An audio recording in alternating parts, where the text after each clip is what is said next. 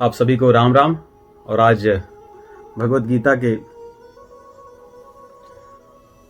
15वें अध्याय के 11 से 20 श्लोकों के भाव को हम समझेंगे। वे जीव बड़े सौभाग्यशाली होते हैं जिन्हें सत्संग प्राप्त होता है, क्योंकि सत्संग ये कोई सांसारिक क्रिया, कार्य या ऐसा कोई पुरुषार्थ वाली ये कोई वस्तु नहीं है। सत्संग कृपा की वस्तु है और कृपा जो बड़े सौभाग्यशाली हैं वे ही प्राप्त करते हैं। देते तो भगवान सभी को हैं, परंतु लेते वही हैं जो सौभाग्यशाली होते हैं। जैसे बहुत सुंदर वातावरण हो, प्राकृतिक सौंदर्य से व्याप्त उपवन, मंद सुगंध के साथ वायु शीतल शीतल बहती हो, पक्षी कलरव करते हो, अमृत तुल्य फलों से लदे वृक्ष हों, परंतु कोई व्यक्ति अपने आप को चार दीवार के कमरे में बंद करके रखे तो इस प्राकृतिक जो अमृत तुल्य जो वातावरण है इसका वो लाभ किंचित नहीं ले सकता, जबकि उसको कोई बंधन है नहीं। उसने स्वयं को बांध रखा है एक कमरे में, चार दीवारी के बीच में। वैसे ही जीव जब मानव शरीर धारण करता है या किसी भी रूप में इस संसार में जब शरीर धारण करके आता है तो भगवान ने इसकी भी व्यवस्था की है अपने सत्संग की, और सबके लिए की है। उन्होंने किसी के लिए बाध्य या किसी के लिए रोक ऐसी कोई चीजें नहीं की है, परंतु जीव अपने दुर्भाग्य के कारण, अपने कुसंस्कारों के कारण, अपनी कामनाओं के कारण भगवान के द्वारा प्रदत्त इस अमृत की तरफ देखता ही नहीं। इसलिए जो लोग सत्संग को प्राप्त करते हैं वे ही भगवान के वास्तविक कृपा का अनुभव ले पाते हैं। इसीलिए गोस्वामी जी लिखते हैं कि बिनु सत्संग विवेक न होई, और मिलता कैसे है? राम कृपा बिनु सुलभ न सोई। राम जी की कृपा के बिना वो सुलभ नहीं होता। और विनय पत्रिका में लिखते हैं कि जब द्रवहि दीन दयाल राघव साधु संगति पाइये, जेहि परस दरस समागमादिक पाप राशि नसाइये। जब राघव कृपा करते हैं वो द्रवित होते हैं, हमारी तरफ उनकी कृपा दृष्टि पड़ जाती है, वो चुन लेते हैं कि ये सौभाग्यशाली जीव है, तो हमें साधु संगत सत्संग मिलता है। और संतों के संग में, जिनके दर्शन से, जिनके स्पर्श से, या जिनके पास हम चले जाएं या संत हमारे पास चले आएं, इस कृपा से पाप राशि नसाइए। करोड़ों जन्मों की हमारी कमाई हुई दुर्गति की ओर ले जाने वाली पापों की जो गठरी है वो क्षण भर में नष्ट हो जाती है। ये भगवान की कृपा है। तो सत्संग पाने वाले, सत्संग करने वाले जो जीव हैं ये भगवान के चुने हुए परम सौभाग्यशाली जीव हैं। तो यदि भगवान किसी को चुनते हैं तो भगवान की कुछ इच्छा होती है कि हमने किसी को चुना क्यों है।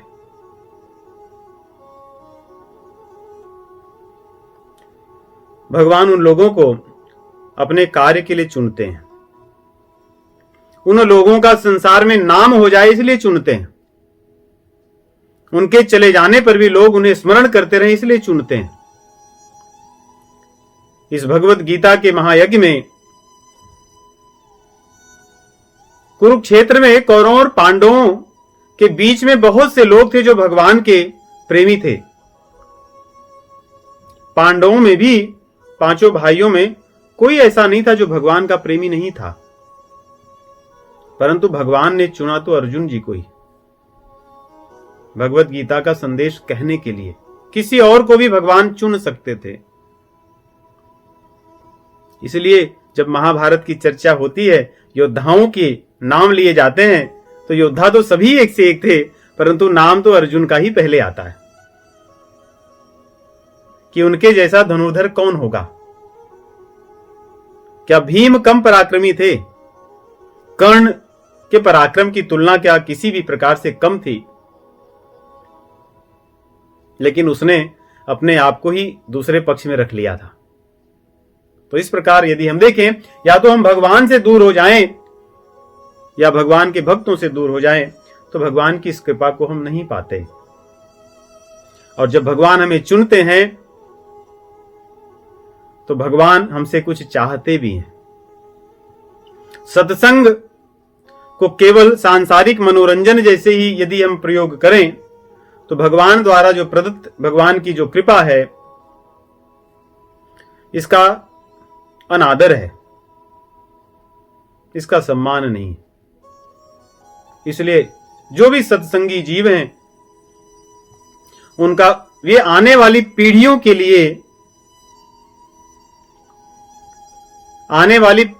लिए, वे एक प्रकार से सेतु हैं, वे उनके आदर्श हैं। उनके जीवन में सतोगुण की वृद्धि करके भगवान के मार्ग में लगाने वाले वे एक उनके आदर्श बन जाते हैं।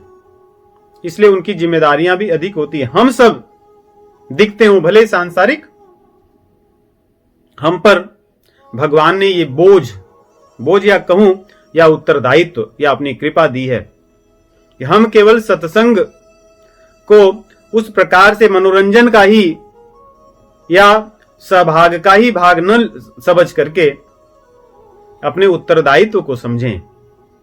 और मुझे बड़ी प्रसन्नता है, आप सब लोग जो सत्संग में सहभागी होते हैं, आप सभी अपने परिवार के लिए, अपने परिजनों के लिए, अपने संबंध में संपर्क में रहने वाले लोगों के लिए आदर्श बन रहे हैं और बने।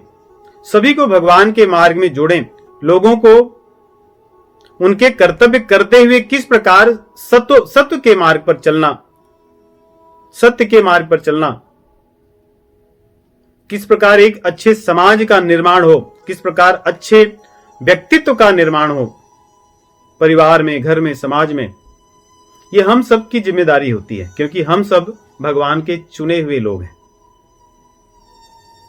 और हम पर बोझ अधिक होता है। जैसे नदी के किनारे किनारे यदि आप देखेंगे तो छोटी छोटी लताएं, झाड़ियां ऐसे तो बहुत होती हैं, लेकिन बड़े बड़े पेड़ बहुत कम होते हैं।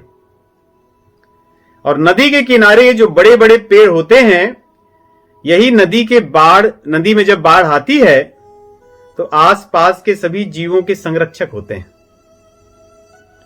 जो पशु डूबते रहते हैं वे भी इन्हीं का सहारा लेते हैं, पक्षी भी इन्हीं पर आकर बैठते हैं। अन्य जो छोटे छोटे जीव बाढ़ के कारण त्रस्त होते हैं, वे भी इन वृक्षों का ही आश्रय लेते हैं। इसी प्रकार संसार में जहां पर सर्वत्र भोग का, विलास का, दुख का, एक प्रकार से भय का वातावरण सर्वत्र व्याप्त है, अशांति सर्वत्र व्याप्त है, हम सब भगवान के चुने हुए उन बड़े वृक्षों की तरह रहें, जिससे हम दूसरों को आश्रय दे सकें, दूसरों को सहारा दे सकें, दुख के समय में, कष्ट के समय में, और उनकी सुरक्षा कर सकें। ये हमारा उत्तरदायित्व होना चाहिए। इसीलिए भगवान ने हमको चुना है। तो मुझे बड़ी प्रसन्नता है कि आप सब जो सत्संग में जुड़े हुए लोग हैं, आप इस यात्रा में बड़े दृढ़ता के साथ, प्रेम के साथ आगे बढ़ रहे हैं। हम ऐसे ही चलते रहें। तो आगे भगवान 15वें अध्याय में 10वें श्लोक में कहते हैं कि हे अर्जुन, देखने के लिए चर्म चक्षु की आवश्यकता नहीं होती, उसके लिए ज्ञान चक्षु की आवश्यकता होती है। चर्म चक्षु से तो कुछ चीजें ही दिखती हैं, और ये तो इतनी सीमित है इसकी क्षमता कि एक बार आंख को बंद कर लो तो कितने भी समीप कोई चीज नहीं दिखती, और दिखती भी आंख बंद कर हम देखें सामने कुछ भी हो, हमें क्या दिखेगा? कुछ नहीं दिखेगा, आंख तो है हमारे पास। इस प्रकार इस चर्म चक्षु की जो क्षमता है बड़ी सीमित है, परंतु ज्ञान चक्षु जो चीजें नहीं दिखती उसको भी दिखाता है। कहते हैं देखता तो वही है जो ज्ञान के माध्यम से देखता है। चर्म चक्षु वाला आंख होते हुए भी अंधा हो सकता है और अंधा होता है। उत्क्रामंतम स्थितम वापि भुंजानम वा गुणान्वितम विमूढ़ा नानुपश्यन्ति। वे लोग तो मूर्ख होते हैं और देख नहीं पाते जो लोग केवल चमड़े की जो आंख चर्म चक्षु से देखना चाहते हैं, परंतु देखते कौन है? पश्यन्ति ज्ञान चक्षुषः, जिनके पास ज्ञान का नेत्र है, ज्ञान की चक्षु है, वे लोग ही देखते हैं। तो आगे भगवान कहते हैं कि देखते क्या है और क्या इनको पता चलता है, ज्ञान चक्षु मिलता कैसे है? यतन्तो योगिनश्चैनम् पश्यन्त्यात्मन्यवस्थितम् यतन्तोऽप्यकृतात्मानो नैनम् पश्यन्त्यचेतसः। हे अर्जुन, मुझे देखने के लिए यत्न करना पड़ता है। यत्न अर्थात अपनी इंद्रियों को नियंत्रित करके साधना करनी पड़ती है। साधना करने पर मैं मिलता हूं। जो योगी लोग होते हैं, जो अपनी इंद्रियों को नियंत्रित करते हैं, अपने मन को, बुद्धि को संसार से निकाल करके मुझ में आश्रित करते हैं, और मैं जो बैठा हूं उनके हृदय में, उनके पास में, वहां पर मुझे देखते हैं। यही देखने की बात भगवान कहते हैं कि ज्ञान चक्षुषः पश्यन्ति। जो ज्ञान चक्षु वाला है वो क्या देखता है? भगवान कह रहे हैं हूं तो मैं पास में, हृदय में बैठा हूं। ईश्वर सर्वभूतानां हृदयेषु तिष्ठति भ्रामयन् सर्वभूतानि यंत्रारूढ़ानि माया। ये अर्जुन, हृदय में बैठता है ये ईश्वर, ये जीव, ये परमात्मा। मैं हृदय में बैठता हूं और आत्मा भी वहीं रहती है, कहीं दूर नहीं जाती। हम दोनों साथ में ही रहते हैं, लेकिन दिख नहीं पाता भोगी व्यक्ति को, लेकिन योगी को दिखता है। यतन्तो योगिनश्चैनम् पश्यन्ति आत्मन्यवस्थितम्। जो अपने भीतर देखता है, अपने पास में देखता है, वो देख पाता है। जैसे जब कोई जीव, आत्मा शरीर छोड़कर जाती है, तो जो देखने वाले वो देखते हैं कि इसमें से कोई चले गए। सब लोग कहते हैं कि वो चले गए, गुजर गए। अंग्रेजी में भी कहते हैं ना, पास्ड अवे, कहीं निकल करके चले गए। तो ये दृष्टि है। शरीर तो वहीं पड़ा है, जो दिखता था इस आंख से, आंख भी वहीं है, और जो शरीर था वो भी वहीं है, परंतु कुछ उसमें से चला गया जो इस चमड़े की आंख से नहीं दिखता। भगवान कह रहे हैं वही आत्मा है, और उसको देखने के लिए तो ज्ञान के आंख की आवश्यकता होगी।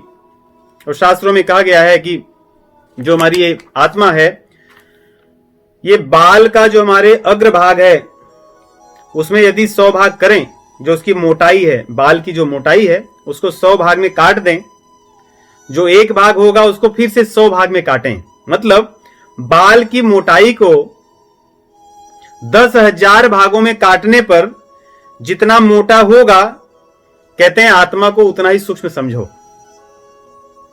अब हमें इसको इस दृष्टि से लेना चाहिए। हमारे ऋषि मुनि बताते हैं इसको हम अपनी आंखों से नहीं देख सकते। वैसे संसार में कई प्रयोग भी किए गए हैं, वैज्ञानिकों ने प्रयोग भी किए हैं कि यदि कोई शरीर छोड़ने वाला जो जीव है उसको चारों तरफ से बंद कांच में रख करके देखें कि क्या निकलता है, कभी कोई इसको पा नहीं सके, क्योंकि इसको तो ये सांसारिक चीज नहीं है, ये तो दिव्य है, ये सर्वव्यापी है, ये तो चेतना है। इसको आप सांसारिक चीजों से रोक सकते हो क्या? सांसारिक चीजों से जान सकते हो क्या? जैसे कोई व्यक्ति साइकिल पर बैठा हो और उसको चलाते हुए पानी में चलना चाहे, असंभव है। हवा में उड़ना चाहे, असंभव है, क्योंकि वो उसके लिए नहीं बनी है। वैसे ही संसार की चीजें, ये तो भगवान की अपरा प्रकृति है, अपरा अंश है। ये तो भगवान की जो क्षर प्रकृति है, ये अक्षर आत्मा को क्या समझ सकती है, उसको क्या पा सकती है? इसलिए भगवान कहते हैं ज्ञान चक्षु से ही इसको देखा जा सकता है, इसको सांसारिक किसी भी साधन से नहीं जाना जा सकता। बालाग्र शतभागस्य शतधा कल्पितस्य च भागो जीवः सविज्ञेयः स चानन्त्याय कल्पते।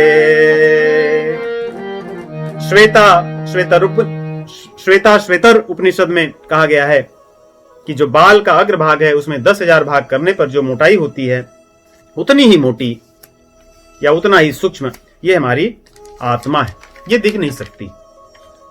अब भगवान यहां कहते हैं कि अर्जुन, योगी लोगों को यत्न करने पर ये अपने पास में ही दिखेगी, कहीं दूर नहीं है, क्योंकि ये तो सर्वव्यापी है। तो अगर सर्वव्यापी है तो मेरे पास भी है, कण कण में है, और ये जीव के हृदय में है, और सब काल में है। ऐसा नहीं कि आज है कल नहीं रहेगी, हर समय है, सुबह शाम दिन रात, जब चाहे तब पा सकता है। और ऐसा नहीं कि किसी एक जीव में है कि केवल गायों में होती है, हाथियों में होती है, इस तरह के मनुष्य में होती है, हिंदी बोलने वालों में नहीं होती, इस भाषा को बोलने वाले, ऐसा नहीं कुछ होता, वो सब में है। कोई भी भाषा, किसी भी जाति, किसी भी धर्म, किसी भी पंथ को मानने वाले, काले हों गोरे हों, विविध प्रकार के कैसे भी लोग हों, मोटे पतले सब हों, किसी का वेट बढ़ गया हो उनमें भी होगी उतनी ही बड़ी। ऐसा नहीं कि वेट बढ़ता गया तो आत्मा का भी स्वरूप बढ़ता गया कि अभी बड़े मोटे हो गए, इनकी आत्मा बड़ी मोटी हो गई। आत्मा तो वैसी की वैसी है, ये सूक्ष्म है। बालाग्र शतभागस्य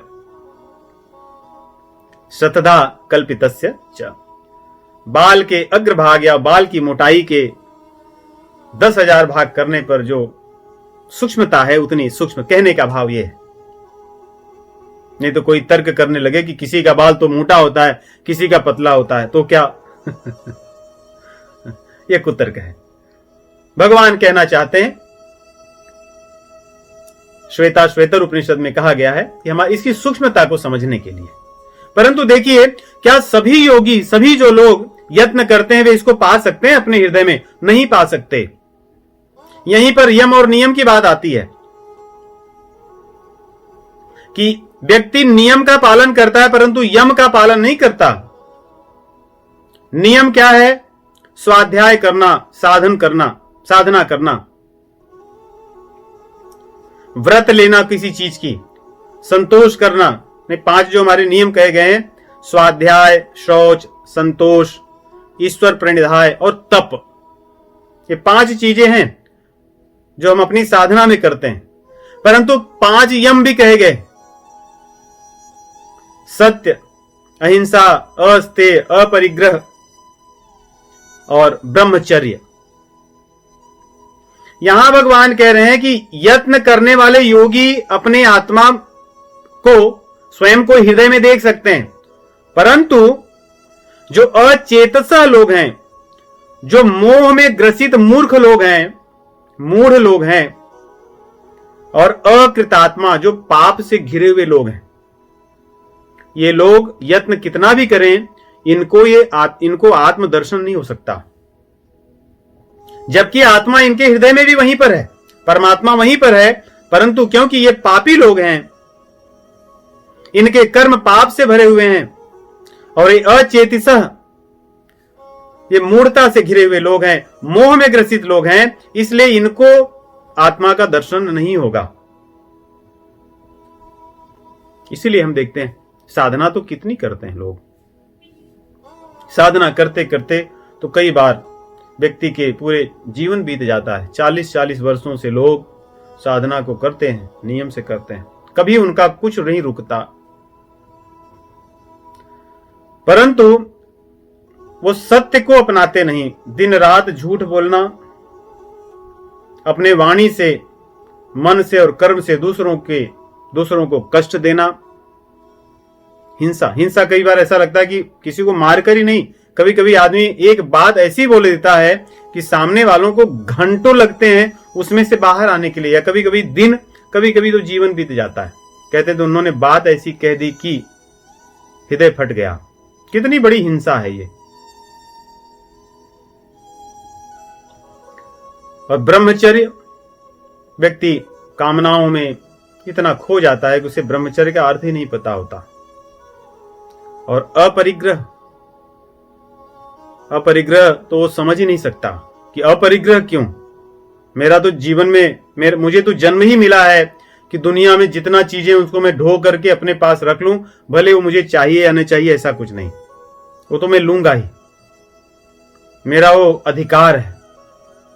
उसको जीवन बीत जाता है, समझ में नहीं आता कि जो लोग संग्रह किए थे वो कोई लेकर नहीं गए, सब यहीं छोड़कर गए, और उस संग्रह करने में पूरे जीवन वो व्यस्त रहे। सुबह से शाम कभी उनके पास समय नहीं था, न अपने परिवार के लिए, न स्वयं के लिए, न अपने समाज के लिए, न अपने देश के लिए, न इस मानवता के लिए, न तो भगवान के लिए।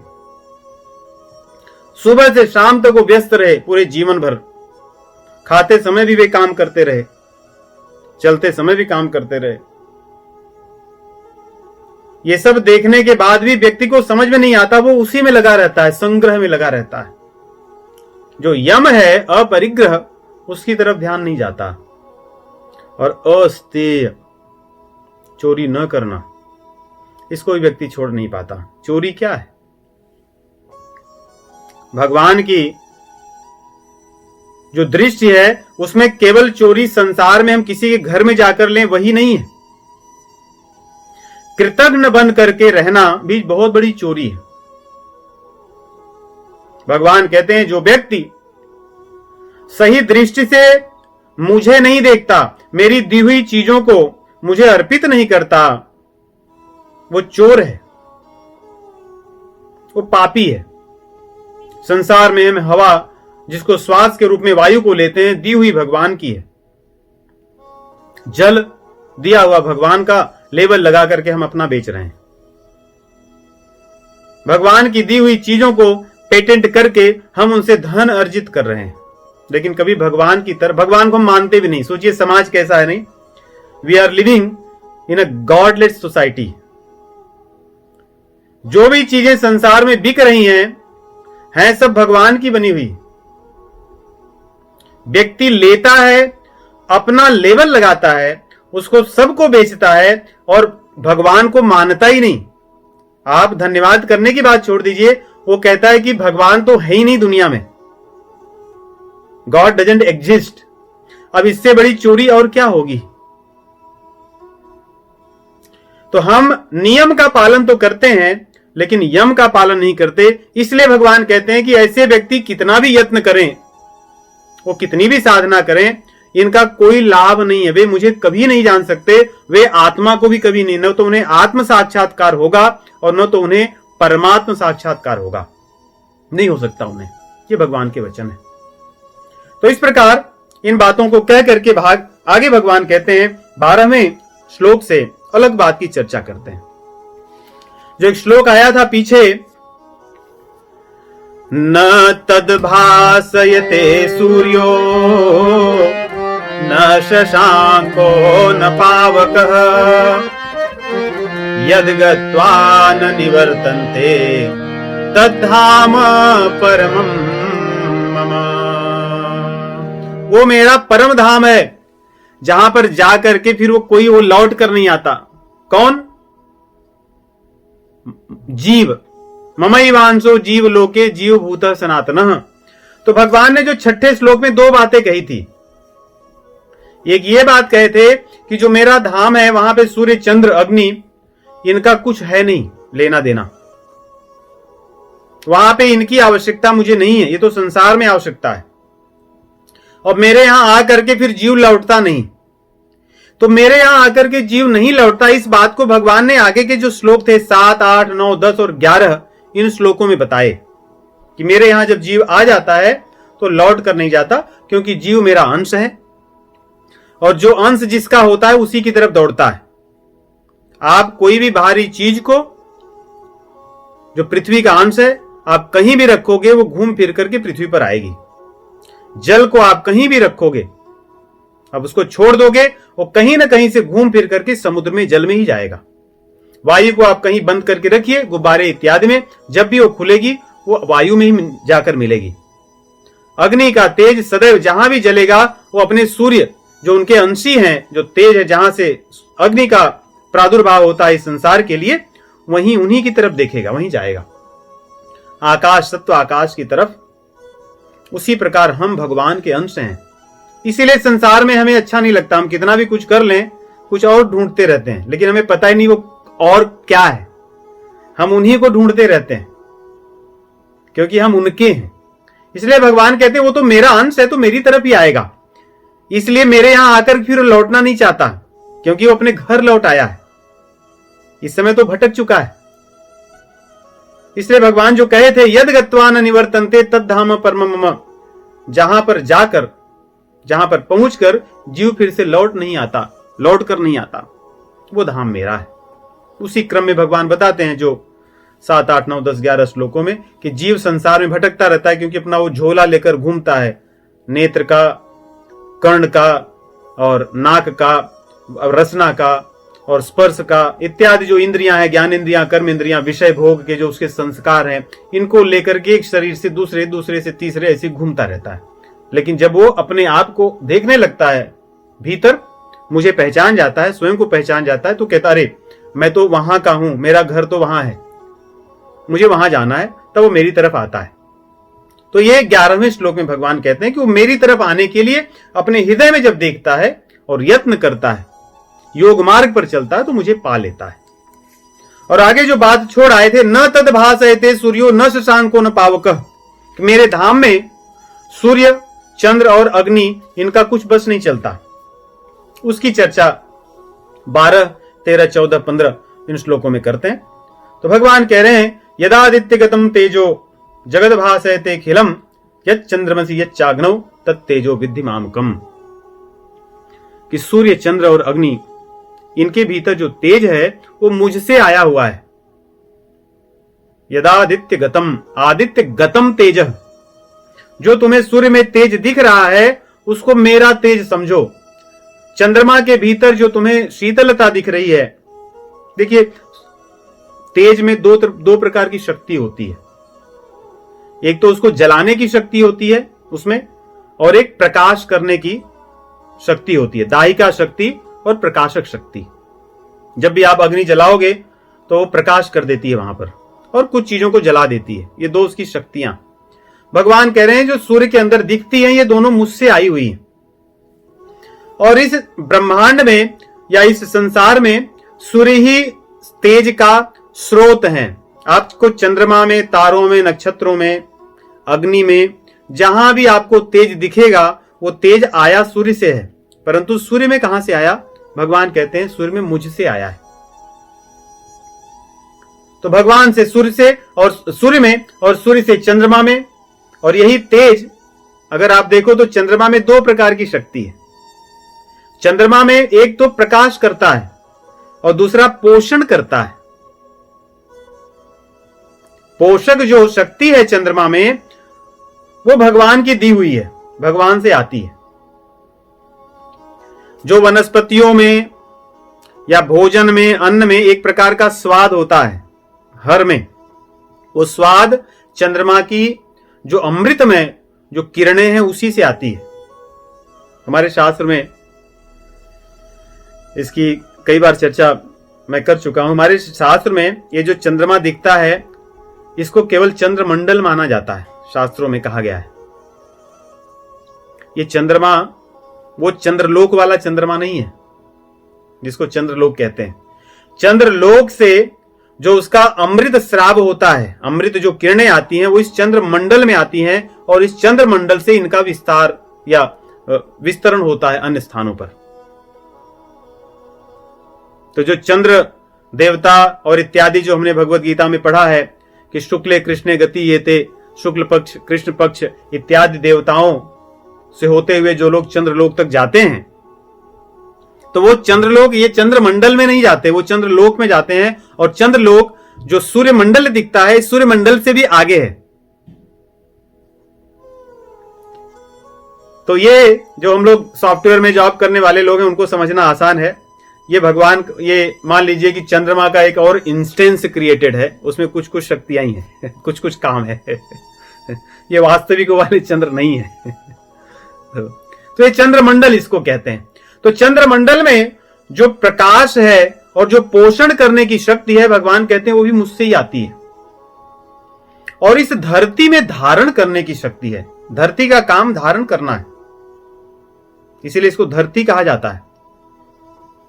भगवान कहते हैं धरती में जो धारण करने की शक्ति है वो भी मेरी है। अब सोचिए, धरती में धारण करने की शक्ति भगवान की है। धरती में जो अन्न पैदा होते हैं, लताएं पैदा होती हैं, जो कुछ स्वाद वाली चीजें पैदा होती हैं, जो जीवों के जीवन के भरण पोषण के लिए आवश्यक है, भगवान कहते हैं उसका पोषण भी चंद्रमा करता है, जो मुझसे प्राप्त करता है तेज को। गामा विश्य च भूतानि धारयामि अहम ओजसा, अपने तेज से मैं धारण करता हूं धरती को, या धरती की धारणा शक्ति को मैं देता हूं। और जो प्राणी हैं और जो औषधियां हैं, जो लताएं हैं, जो वृक्ष हैं, उनमें पोषण भी मैं करता हूं। पुष्णामी, उनका पोषण मैं करता हूं, उसमें एक प्रकार का रस मैं देता हूं। रस जो चंद्रमा की अमृत में किरणें में मुझसे आती हैं, उनका स्रोत मैं हूं। इस प्रकार देखें तो जीवों को भगवान कह रहे हैं कि जो उनको भोजन करने के लिए चाहिए वो धरती उत्पन्न करती है, वो भी मेरी कारण धारण करती है। उसमें जो स्वाद है विविध प्रकार के और जो पोषण करने की शक्ति है वो भी मेरी कृपा से आती है। सूर्य में जो तेज है जिससे संसार सृष्टि चलती है वो मुझसे आती है। अब बची अग्नि। कच्चे तो हम अन्न खा नहीं सकते, बिना पकाए मनुष्यों के लिए कम से कम भगवान ने बनाया ऐसे है। तो अग्नि जिससे भोजन पकता है वो भी मैं हूं। और जब भोजन व्यक्ति खा लेता है, पेट में चला जाता है, अग्नि की आवश्यकता होती है। अगर वो अग्नि न रहे तो फिर व्यक्ति बीमार ही रहे। इसीलिए आयुर्वेद में जो हमारी पचाने की जो अग्नि है वो ठंडी हो जाती है तो बीमारियां, कहते हैं कि बीमारियों का स्रोत है वही है। इसीलिए जैसे हम कहते हैं कि भोजन के पहले तुरंत पानी न पियो, क्योंकि जो आपकी जठर अग्नि है वो दब जाएगी, मंद हो जाएगी, फिर आपका भोजन नहीं पचेगा। भोजन के साथ आइसक्रीम मत खाइए, क्योंकि वो आपकी जो पचाने की जो अग्नि है उसको ठंडा कर देगी। तो भगवान कह रहे हैं कि जीवों में जो पचाने की अग्नि है उसको वैश्वानर कहते हैं। अग्नि का भी नाम है, विविध अग्नियों का। जैसे यज्ञ की अग्नि अलग है, चिता में जलाने वाली जो अग्नि वो अलग है, गृहस्थों के घर में भोजन इत्यादि करने वाली अग्नि अलग है, जिसको गार्हपत्य अग्नि कहते हैं। तो इस प्रकार अग्नि विविध प्रकार के हैं। और पेट में, उदर में, जठर में जो भोजन पचाने की अग्नि है उसको वैश्वानर कहते हैं। भगवान कहते हैं अहम वैश्वानरो भूत्वा प्राणिनाम देहमाश्रितः प्राणापान समायुक्तम पचाम्यन्नम चतुर्विधम। 4 प्रकार के भोजन जीव खाता है। हम जो भी खाएं 4 प्रकार के ही होते हैं। एक तो भक्ष्य होता है जिसको चबा चबा कर खाते हैं, और एक पेय होता है जिसको पी करके खाते हैं, दूध रस इत्यादि। एक चोष्य होता है जिसको चूस चूस कर खाते हैं, ईख गन्ने इत्यादि। और एक लेह होता है जिसको हम चाट चाट कर खाते हैं, चटनी इत्यादि।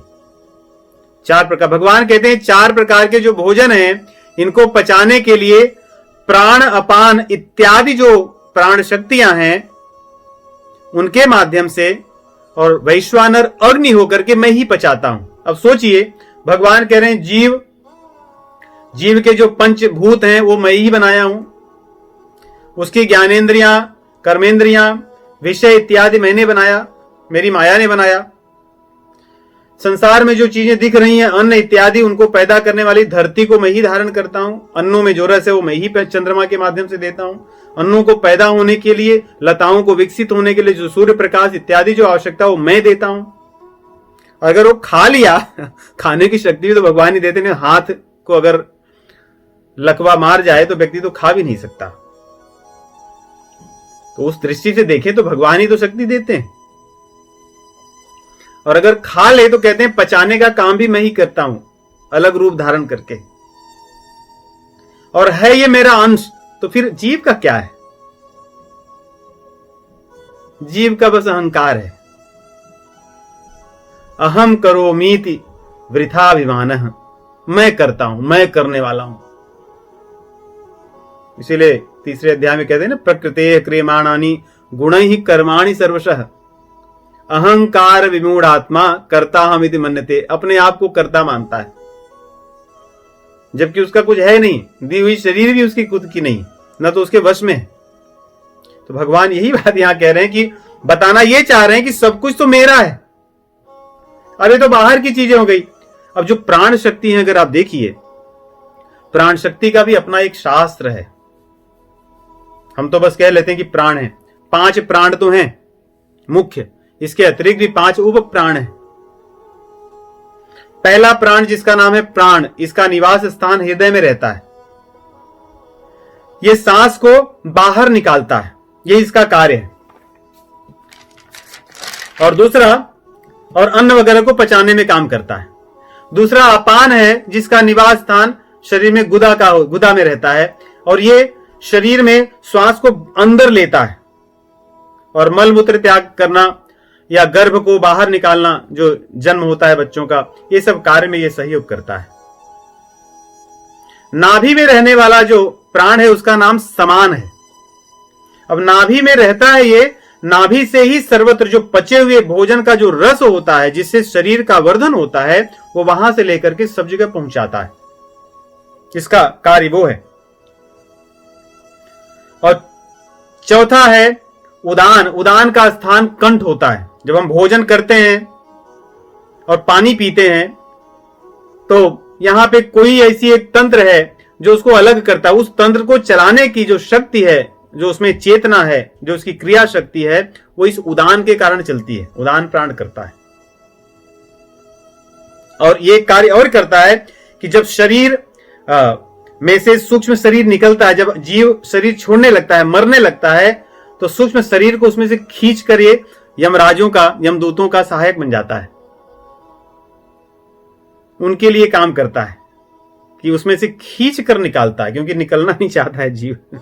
तो जो भी भगवान ने व्यवस्था बनाई होगी, उससे बांध कर ये उसमें से तुरंत निकाल देता है। प्राण अपान समान व्यान, और फिर है समान उदान, और फिर व्यान। व्यान शरीर जैसा इसका नाम है। ये शरीर में सर्वत्र व्याप्त होता है, सभी स्थानों पर ये रहता है। और जो शरीर को हम फैलाते हैं, सिकोड़ते हैं, खींचते हैं, तानते हैं, ये सारा कार्य ये करता है। इसके अलावा 5 उप प्राण हैं। उप प्राण का कार्य इन प्राणों को सहायता करना होता है। जैसे पलकों का झपकाना, ये कूर्म जो उप प्राण है वो करता है, बंद करना, चालू करना। नाग जो उप प्राण है, उसका कार्य हम डकार लेते हैं। क्रिकर है, क्रिकर का कार्य है जब हम छींकते हैं। देवदत्त उप प्राण है, जमहाई इत्यादि हम लेते हैं, ये कार्य कराता है। और एक उप प्राण है, उसका नाम धनंजय है। ये बड़ा विचित्र है। जब शरीर छोड़ देता है जब जीवात्मा, तब भी ये रहता है शरीर में। वही शरीर को फुलाता है, उसको विघटन कराता है, उसका नाश कराता है। तो ये तो प्राण, भगवान कहते हैं प्राणों, ये प्राण में ही बनता हूं। प्राणापान समायुक्तम पचाम्यन्नम चतुर्विधम। 4 प्रकार के अन्नों को पचाना, ले जाना, ले आना इत्यादि जो कार्य करते हैं, ये सब मैं ही करता हूं। तो फिर जीव करता क्या है? वो अभिमान करता है। वो इसके साथ अपना संबंध मान के इसी संसार में भटकता रहता है, एक के बाद दूसरे के बाद तीसरा। इस प्रकार भगवान कहते हैं आगे, बहुत सुंदर बात कहते हैं कि सर्वस्य चाहम हृदय सन्निविष्टो, मैं हृदय में बैठा हूं। और किसके हृदय में? सर्वस्य सर्वस्य हृदय सन्निविष्टः अहम्, मैं सभी के हृदय में बैठा हूं। और मैं हृदय में बैठकर क्या करता हूं? जीव को स्मृति कराते रहता हूं। स्मृति मतलब जो चीजें भूल गई हूं, हमें पता है लेकिन भूल गए, इसलिए भगवान हृदय में बैठकर चेतना देते रहते हैं कि ये कार्य गलत है। नहीं, जब कोई व्यक्ति गलत कार्य करता है उसको पता होता है। क्रोधी जब चिल्लाता है उसको अंदर कुछ तो पता रहती है। वैसे स्मृति नष्ट हो जाने पे वो चिल्लाता है, स्मृति भ्रंशाद बुद्धिनाशो बुद्धिनाशाद प्रणश्यति, लेकिन उसको पता रहता है कि मैं गलत कर रहा हूं, गलत कर रहा हूं, गलत कर रहा हूं। भगवान कहते हैं मैं ही स्मृति दिलाता हूं, कोई नई चीज नहीं है। जिन चीजों को हम जानते हैं, जो पर्दा पड़ जाता है, भगवान कहते हैं मैं ही पर्दा हटाता हूं। इसलिए भगवत गीता के अंत में अर्जुन कहते हैं कि नष्टो मोह स्मृतिर्लब्धा तत्प्रसादान में अच्युत, आपकी कृपा से मुझे स्मृति हो गई है। वो बात भगवान यही कह रहे हैं, स्मृति मेरी कृपा से होती है, नहीं तो नहीं होती। और ज्ञान, जो चीज न पता हो उसके बारे में जान जाएं, चाहे वो सांसारिक ज्ञान हो, आध्यात्मिक ज्ञान हो, जब कोई बताए उसी को ज्ञान होना कहते हैं। भगवत गीता के अनुसार सांसारिक ज्ञान ज्ञान नहीं, वो बंधन का कारण है। ज्ञान तो आध्यात्मिक ज्ञान ही है, जिससे व्यक्ति बंधन से छूट जाता है, बंधन को खोल लेता है। और अपोहनम, भगवान कह रहे हैं अपोहनम भी मैं ही हूं। विवेक ये अलग है, ज्ञान से अलग होता है विवेक। कहते हैं विवेक मैं हूं। अपोहनम अर्थात जो हमारे पास बुद्धि आती है, सोचने की शक्ति आती है, तर्क करने की क्षमता आती है, वितर्क करने की क्षमता आती है, जिससे हम अपनी बुरी चीजों से अलग हो जाएं और अच्छी चीजों को अपना लें, इसके लिए उसको अपोहन कहते हैं। अर्थात यदि जीवों में, सोचिए हमारे भीतर स्मृति हो जाए कि मैं रामचंद्र जी का दास हूं, मैं भगवान का दास हूं, वे मेरे स्वामी हैं, मैं सेवक रघुपति पति मोरे, ये अगर स्मृति हो जाए तो ये भगवान की कृपा है। ज्ञान हो जाए भगवान का तो कह रहे हैं वो मेरी कृपा है, क्योंकि मैं ही वो कराता हूं। मत्तः स्मृतिर ज्ञानम अपोहनम च, अगर हमारे अंदर सद्बुद्धि हो जाए, विवेक हो जाए, दुष्टों की दुष्टता का खंडन करने की सामर्थ्य हो, शास्त्रार्थ कर सकें, तर्क वितर्क से दुष्टों को दूर कर सकें, भगवान कहते हैं उस शक्ति भी मेरी है, मुझसे आती है। मत्तः स्मृतिर ज्ञानम अपोहनम च। और कहते हैं वेदैश्च वेद्यश्च वेद्यम, कहते हैं वेदों के द्वारा मैं ही जाना जाने योग्य हूं। वेदों को पढ़कर अगर कोई व्यक्ति मुझे नहीं समझा तो उसने वेदों को पढ़ा ही नहीं, उसने वेदों का उपयोग केवल भोग विलास के लिए किया। इसलिए आरंभ में ही भगवान इस बात की चर्चा किए, याम इमाम पुष्पिताम वाचम प्रवदन्त्य विपश्चितः वेदवाद रता पार्थ नान्यदस्तीति वादिनः कामात्मानः कर्मफलम कामात्मानः स्वर्ग परा जन्म कर्म फल प्रदाम। भगवान आरंभ में इस बात को कहें कि जो जीव केवल भोग विलास के लिए ही ये सब चीजें करता है, वो वेदों को सही ढंग से नहीं समझ पाया, तो वो क्या करेगा? वो वेदों का उपयोग क्रिया विशेष बहुलाम, बहुत सारी अन्य क्रियाओं को, जिससे वो स्वर्ग में चला जाए, सकाम चीजें को पाने के लिए करे। ऐसा करके भोगैश्वर्य गतिम प्रति वो अपनी बुद्धि मन को भोग में लगा देगा, और फिर उसका क्या होगा? फिर उसका पतन होगा। भोगैश्वर्य प्रसक्ता नाम तया अपृत चेतसाम, जो भोग में अपनी बुद्धि को लगा दिया, जिसकी बुद्धि भोग के द्वारा हर ली गई, वो व्यक्ति कभी भी समाधि अर्थात परमात्मा में अपने मन को नहीं लगा सकता। व्यवसायत्मिका बुद्धि समाधौ न विधीयते, उसकी बुद्धि, उसका मन कभी भी भगवान में नहीं लग सकता, परमात्मा में नहीं स्थिर हो सकती उसकी बुद्धि।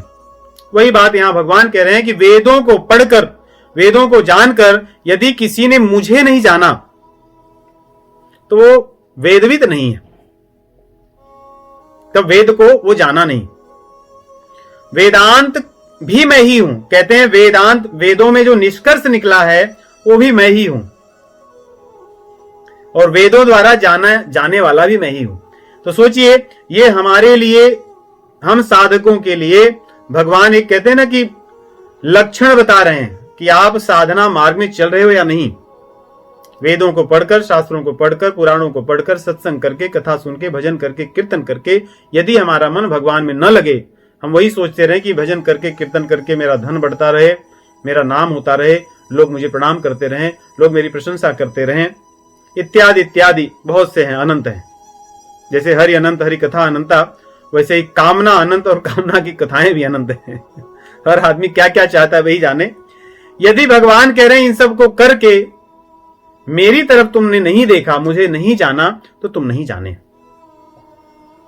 जो बात 7वें अध्याय में कहते हैं, बहु नाम जन्म नाम अंते ज्ञानवान माम प्रपद्यते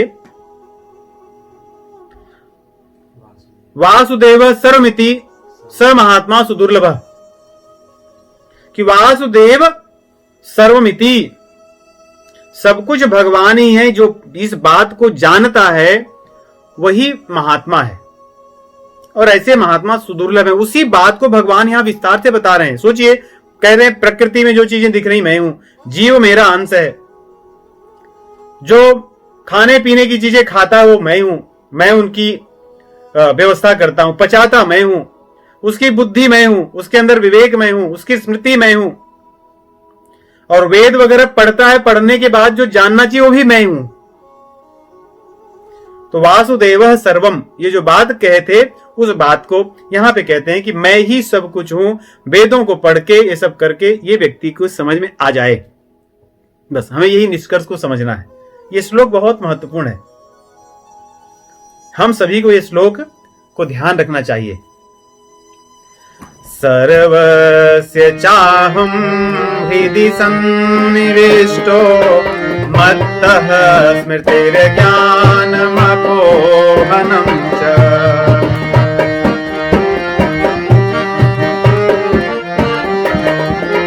वेदैश्च सर्वैरहमेव वेद्यो वेदान्तकृत वेदविदेव चाहम्।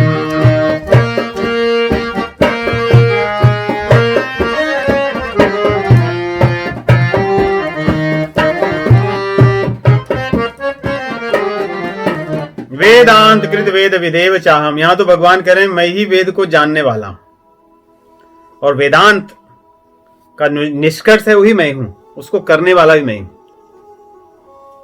तो अर्थात मेरे अतिरिक्त और कुछ नहीं है। ये बात भगवान अपने जो उनका प्रभाव है इसकी बात करते हैं। अर्थात देखें, भगवान ये कहना चाहते हैं चाहे व्यष्टि हो या समष्टि हो, अर्थात संसार की कुछ चीजें हो समष्टि की, और व्यष्टि अर्थात जीव से संबंधित जो छोटी छोटी चीजें हो, उसकी शरीर, उसके भीतर की जो क्रियाएं, जो ज्ञानेंद्रियां, ये सारी जो भी चीजें हैं, उसकी बुद्धि, स्मृति इत्यादि सब कुछ का, सबका स्रोत मैं हूं, मुझसे अलग कुछ नहीं है। भगवान जिस वृक्ष की बात करते हैं उस वृक्ष की जड़ ऊपर है, वहां से भगवान कहते हैं कि मुझसे सब चीजें निकलती हैं और ये नीचे की तरफ विस्तार होता है। तो संसार का तो भगवान ने वर्णन किया, अब भगवान कह रहे हैं इसमें जो तीन चीजें हैं, जो संसार है, जो जीव है और मैं हूं, ये तीनों में श्रेष्ठ कौन है, इन तीनों में भेद क्या है, अंतर क्या है। कह रहे हैं कि संसार में अर्जुन, इस लोक में दो पुरुष हैं, द्वाविमौ पुरुषौ लोके क्षरश्चाक्षर एव च, एक क्षर है और एक अक्षर है। क्षर अर्थात नष्ट होने वाला, नाशवान है, और एक अविनाशी है। जो कूटस्थ है, कूटस्थ अर्थात कूट पे बैठा हुआ, मतलब ऊपर बैठा हुआ। जो क्षर जो प्रकृति है इससे ऊपर बैठा है, वो उस पर प्रभाव नहीं पड़ता इसकी क्षरता का।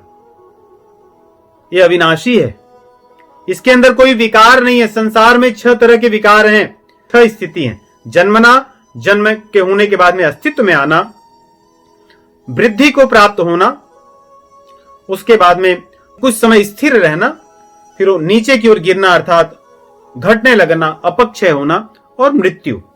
तो ये विकार हैं। कहते हैं जो जीव है, जीवात्मा है, इसमें ये विकार नहीं है। संसार में विकार है, संसार बनता है, बिगड़ता है, ये वैसे ही बना रहता है।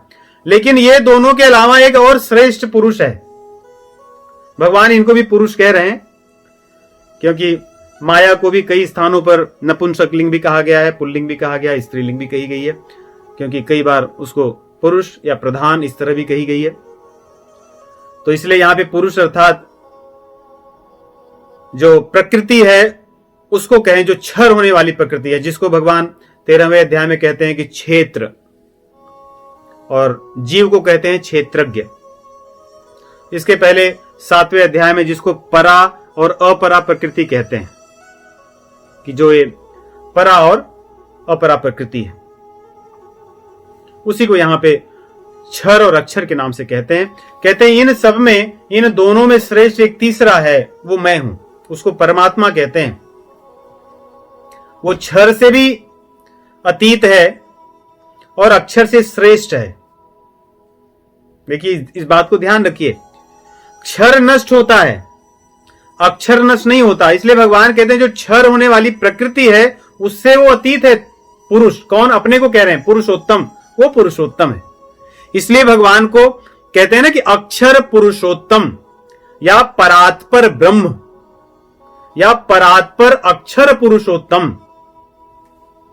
जो पर से परे हैं उससे भी बड़े हैं, जो सबसे बड़ा है उससे भी बड़े हैं, जिसको उन्होंने कहा कि मत्तः पर तरम नान्यत किंचिद अस्ति धनंजय, कि मुझसे बड़ा कोई नहीं है, मेरे ऊपर कोई नहीं है। इसलिए उनको परात्पर कहते हैं, परात्पर अक्षर पुरुषोत्तम। ये भगवान अपने को कह रहे हैं कि अक्षर तो जीव भी है लेकिन वो पुरुषोत्तम नहीं है, पुरुषोत्तम मैं हूं। क्योंकि जीव तो बंधा है, मैं थोड़ी बंधा हूं। जिसको जीव बांधी है उसको मैं बांध के नचाता हूं। माया को नचाने वाले भगवान है और माया नचाती है जीव को। नहीं, जीव है तो अक्षर, लेकिन नाचता है माया के बस में, जो कि क्षर है। नष्ट होने वाली माया जीव को अपने हाथ में बांधती। गोस्वामी जी लिखते हैं बड़ी सुंदर बात, उनकी बड़ी सुंदर लगती मुझे चौपाई। पहले तो परिचय देते हैं गोस्वामी जी कि जो आत्मा है, जो जीव है, ये चेतन अमल सहज सुख राशि भगवान का अंश है। लेकिन ऐसा होकर भी ये किस प्रकार अपनी दुर्गति को प्राप्त हो रहा है। ईश्वर अंश जीव अविनाशी, ईश्वर अंश जीव चेतन अमल सहज सुख राशि।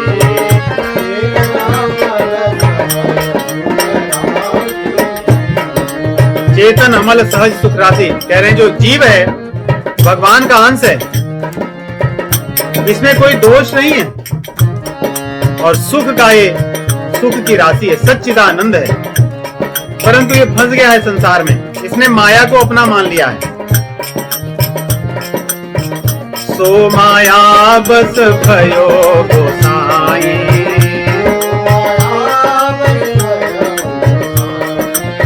सो माया बस भयो गोसाई,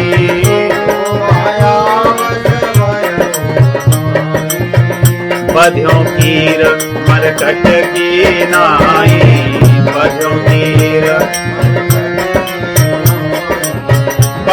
कीर मरकट की नाई।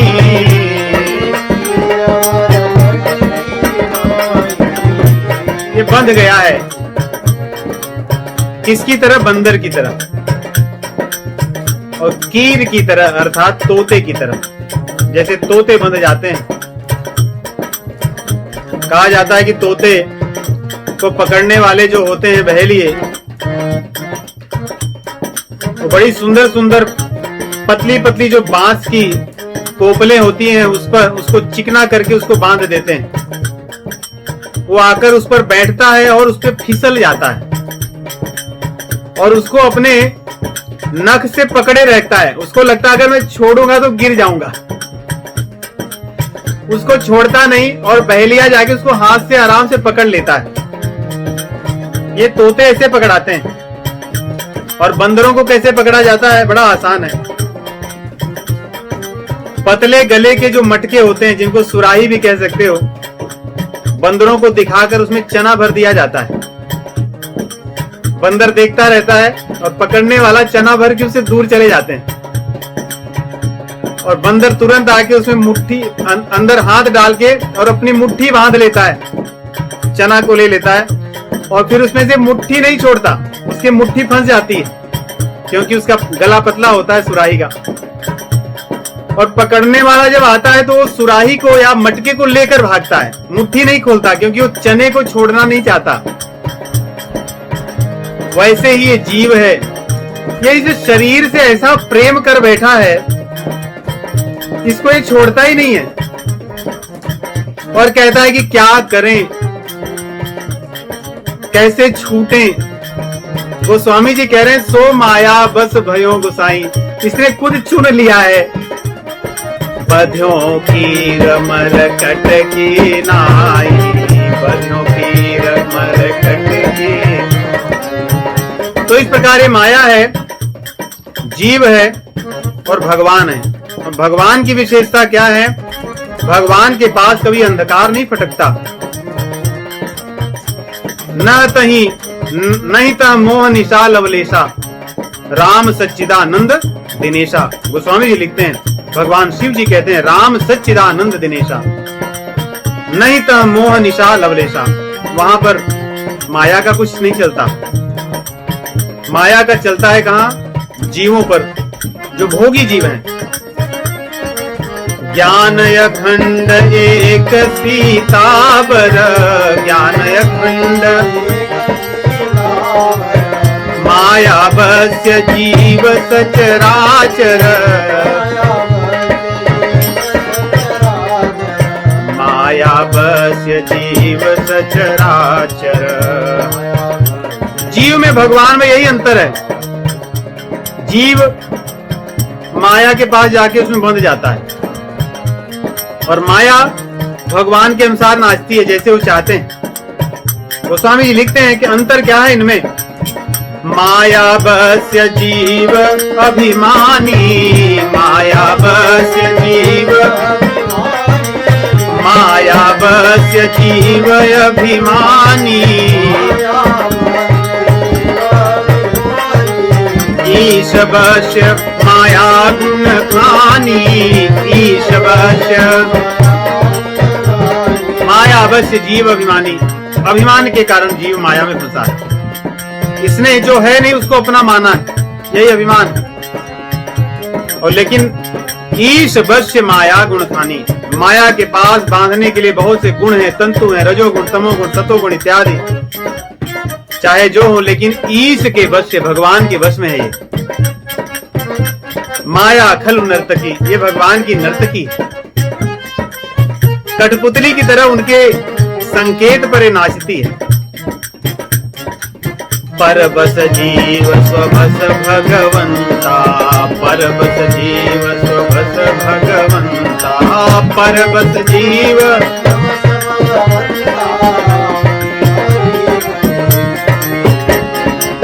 परबस जीव स्वबस भगवंता, परबस जीव जीव अनेक एक श्रीकंता, जीव अनेक, जीव अनेक एक श्रीकंता, जीव अनेक। जो बात भगवान यहाँ कह रहे हैं कि पुरुषः तु अन्यः पुरुषोत्तम, कोई अन्य पुरुष पुरुषोत्तम है, वो क्षर से अतीत है और अक्षर से श्रेष्ठ है। अक्षरादपि चोत्तम, अक्षर से उत्तम है, जीव से उत्तम है वो। वही बात गोस्वामी कहते हैं कि जीव तो परवश है, माया के वश में है, लेकिन जो भगवान है वो माया को अपने अधीन में करते हैं। इसीलिए तो कहते हैं ना, अजो पिसन वे आत्मा भूता नामीश्वरो पिसन, प्रकृति में स्वाम अधिष्ठाय संभवाम्यात माया। मैं प्रकृति को अपने मुट्ठी में बांधकर अपने अनुसार नचाते हुए अपनी इच्छा से आता हूं, और जीव अपने कर्मों के अनुसार छोटी बड़ी योनियों में जन्म लेता है। जीव में जो पुरुष है, जो क्षर है उसमें, और जो पुरुषोत्तम भगवान है जो अक्षर है, उनमें यही अंतर है कि अपने कर्मों से जीव बंधा है और भगवान प्रकृति को बांध कर रखते हैं। गुणों के अतीत हैं वो, और जो जीव गुणों से बधा है। 7वें अध्याय में भगवान गुणों की जब बात करते हैं, कहते हैं कि ये पूरा संपूर्ण जगत ही गुणों से बधा है। त्रिभिर गुणमयी भावई एभी सर्वमिदं जगत, सब कुछ जो है ये 3 गुणों से बधा है। मोहितम ना विजानाति मामेभ्य परमभ्य, कि मैं इन सबसे ऊपर हूं, ये मुझसे आए हुए हैं, मैं इनका स्वामी हूं, ये मेरे नहीं है।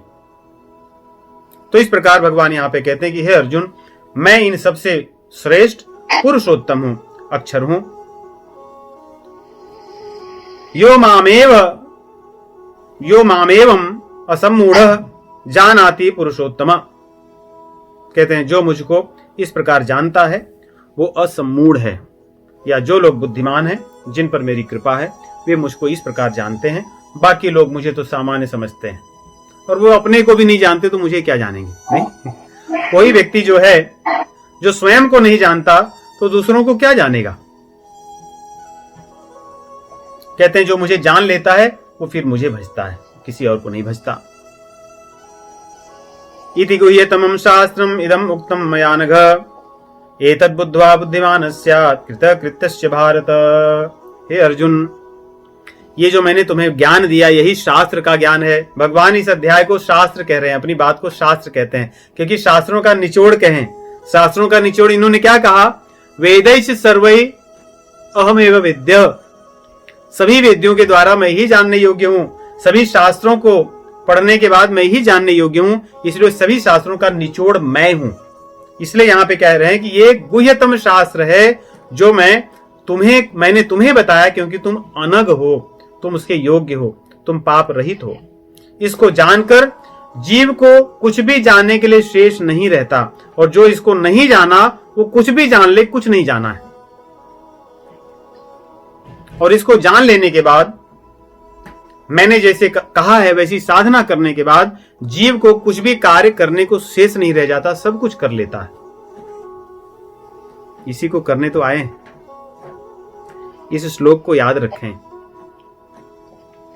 यही करने के लिए जीव या मनुष्य शरीर धारण किया हुआ है, मनुष्य शरीर मिला है, यही कार्य करना है, यही जानना है, भगवान को जानना, साधना करके भगवान को पा लेना। अगर इसको हम नहीं किए तो हम कृत्य नहीं हुए। जो कार्य करने के लिए आए थे वो कार्य अधूरा रह गया, जो जानने के लिए आए थे वो ज्ञान हमें नहीं मिला। तो इस प्रकार 15वें अध्याय को भगवान यहां पे 15वें अध्याय का उपसंहार करते हैं। और इस अध्याय का उपसंहार अगर देखें तो जिस प्रकार से भगवान ने किया है, 14वें अध्याय में जिस विषय को कहा था उस विषय को यहां पूर्ण करते हैं। 14वें अध्याय में जो 26वां श्लोक था उसमें भगवान कहते हैं, माम च यो व्यभिचारेण भक्ति योगेन सेवते सगुणान समतीत्यैतान ब्रह्म भूयाय कल्पते। जो मुझे अव्यभिचारी भक्ति के द्वारा भजता है, मेरी सेवा करता है, वही चीज यहां पे कहते हैं, स सर्वविद भजति माम। जो भजन की बात कहे थे कि माम मतलब किसको, किसका भजन करना है, कहते हैं मुझ पुरुषोत्तम का भजन करना है। मैं जो परात पर अक्षर पुरुषोत्तम भगवान हूं, मेरी भक्ति करनी है, मेरी अव्यभिचारी भक्ति करनी है। और जो ये भक्ति कर लेता है स सर्वविद, वही वास्तविक ज्ञानी है, वही सब कुछ जान गया। इस प्रकार भगवान इस अध्याय में भक्ति की श्रेष्ठता को कहते हैं और उपसंहार इसका करते हैं। इसीलिए इस अध्याय का नाम पुरुषोत्तम योग भी कहा गया कि पुरुषोत्तम से जोड़ देता है। हमें इस अध्याय को पढ़ना चाहिए, भगवान की भक्ति के लिए भगवान से प्रार्थना करनी चाहिए। इसीलिए शुभ अवसरों पर, पुण्य महीनों में, कार्तिक और अधिक मास इत्यादि जो मास हैं, इनमें इस अध्याय का पाठ किया जाता है। यही पुरुषोत्तम योग है। अर्थात हम ये समझें कि हम तो भगवान के अंश हैं और हमारे जो अंशी हैं, जिनकी हमें सेवा करनी है, जो हमारे सेव्य हैं, वो परात पर पूर्ण अक्षर पुरुषोत्तम भगवान हैं। हमें उनके चरण का शरण लेना चाहिए और उनकी भक्ति करनी चाहिए। इन्हीं शब्दों के साथ आज का सत्संग यहीं विराम करेंगे। राम राम।